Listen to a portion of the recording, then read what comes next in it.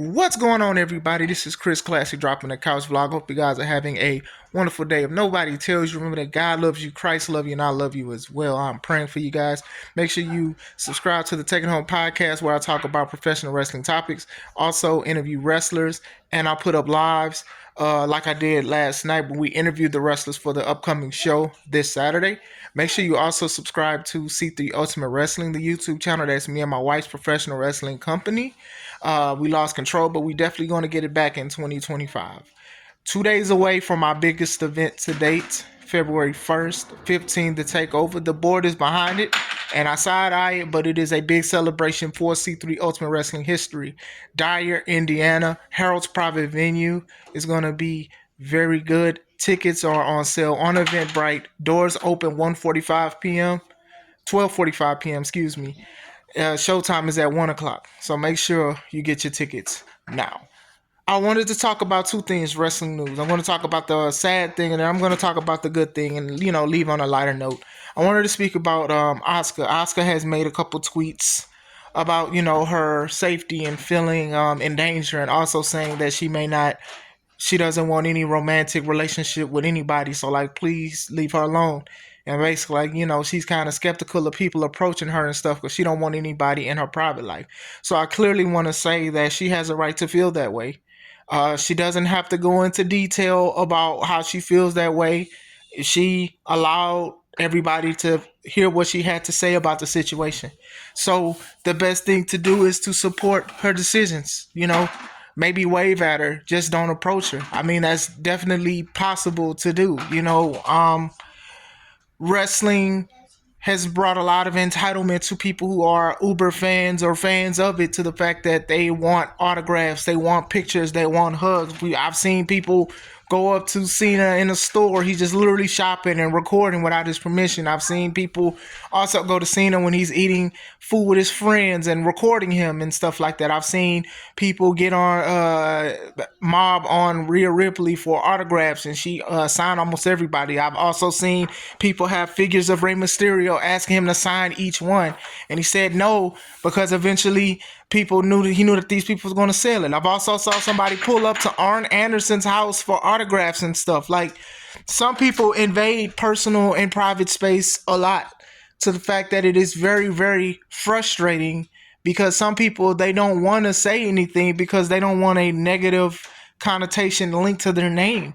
Oh, you're entitled. Oh, you're spoiled. How dare you? These people are showing gratitude. But listen, personal space is personal space. People made a big noise about Mercedes Moné a couple years ago because a lot of the pictures that she was in, it's not flattering. They also made fun of her because when she did do signings with Naomi and stuff like that, she was like 3 feet away from the person. Say hey, mama. Hey. It was 2 feet away from the person. So go over there and go enjoy yourself now. Go enjoy yourself. It was 2 feet away from the person. Now me, I wouldn't have did pictures like that, or I wouldn't have showed up, but that's just me. But if she feels that way, then that's fine. You get what I'm saying? People crazy out there. People are crazy out there. People are very crazy out there. So when it comes to those kind of things, personal space is a priority and very important. Now, Asuka does not owe anybody an explanation or any detail about what happened to make her feel that way. Also bringing up the thing of, I believe Sonya Deville had a stalker and, broke into her house. It's a lot of accounts of people overstepping boundaries. Even when you're asking for pictures and putting your arm around somebody, you have to ask for consent with that. That's very important. You just don't know. Some of these people have families. Some of these people are married. They don't want to do anything to make it seem like they're jeopardizing their marriage or relationship. So those are the kind of things you have to take into accountability. I hope and pray she feels better and everything like that. But if she does not want to be approached, just do not approach. I would say just wave. And if she's very open to it, let her speak about it. Some people are like kind of making it light because they're like, hey, people bought gear, people like you and stuff, and that's cool, fine and dandy, but that doesn't mean she owes you that kind of time to give you a hug or a handshake or to befriend you and stuff like that. You have to realize that. And this is coming from somebody I consider myself one of the nicest people and one of the most welcoming, but at the same time, some people do overstep boundaries when it comes to these kind of things. So the best thing to do is just respect her wishes. When she wants to find romance, if she finds it, that's on her time. That's not on anybody else's time but her own and stuff like that. She's not feeling safe. So hopefully WWE does things to make her feel protected. I do know that, especially with social media, a lot of people have their own versions and interpretations of protecting women, and some people be way off because most of it is opinion, but most of this one is definitely a fact, obviously, for certain things. If she does not want this, she does not want this. Do not change her mind. You can't change her mind on that kind of stuff.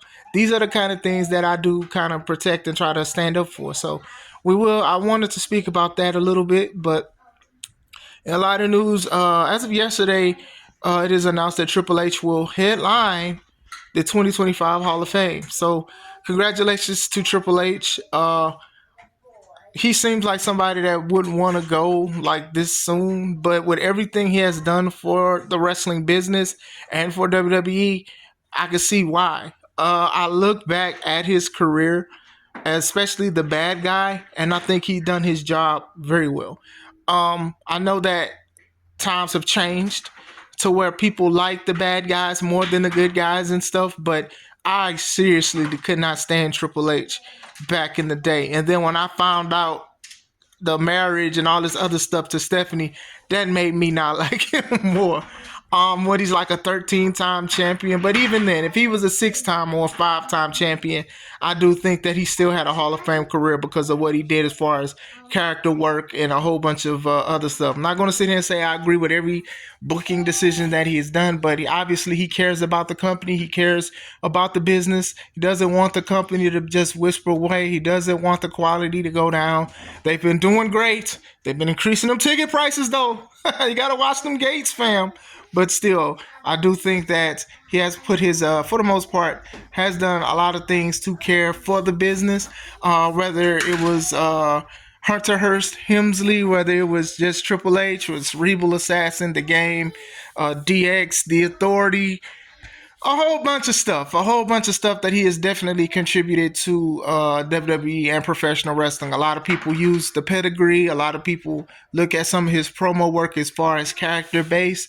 When he went against Undertaker in the Hell in a Cell with Shawn Michaels as a referee, it felt like an end of an era because the way they sold it and how they talked about it. I do think that if you are a heel or a bad guy, you should study some of his work because he did things that made people skin crawl, basically.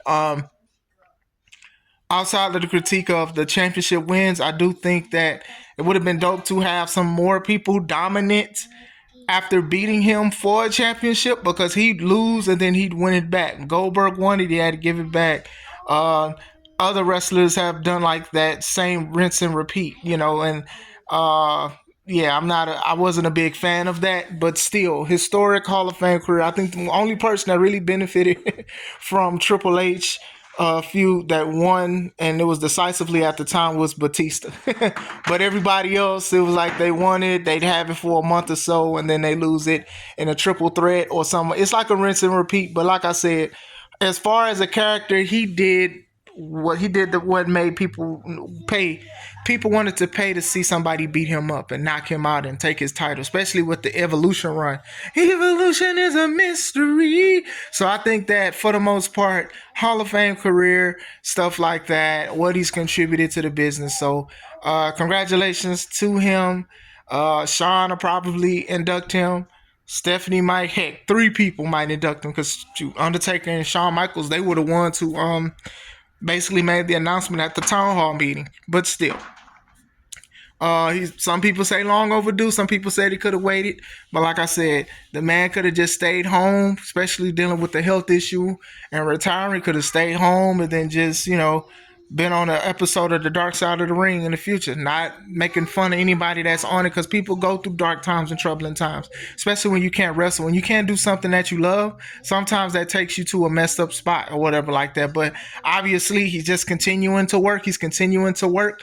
A few years ago, when NXT first came out, that was like a little sample of how Triple H booking could go, and it was to the fact that everybody went crazy for that. That they were watching NXT, they was watching WWE, but NXT was what everybody was talking about. People was talking about NXT the loudest, and that was with his direction. When you had Neville, who was Pac, Sami Zayn, Kevin Owens, Bo Dallas, who's Uncle Howdy now, Big E, Seth Rollins when he was doing the mosh pit spin. Like, so many people came from that through the NXT, and people were looking at that. Paige, Emma, Charlotte, Sasha, all of these great competitors that are doing great in wrestling now is because of him, because of the little piece of what it was. So it was to the point to where they was like, man, he needs to run WWE. Vince needs to step back and let him run WWE, because NXT was some of the best product now. Now it's still doing good, but back that run was crazy. And I've talked about that run as well. But still, I just wanted to speak about that a few minutes before I drop my baby out. But what do you guys think? Let's try to, respect Asuka's standpoints. And then what do you feel about Triple H's Hall of Fame induction? Let me know. I hope you guys have a wonderful day. This is Chris Classic. Let's take it home.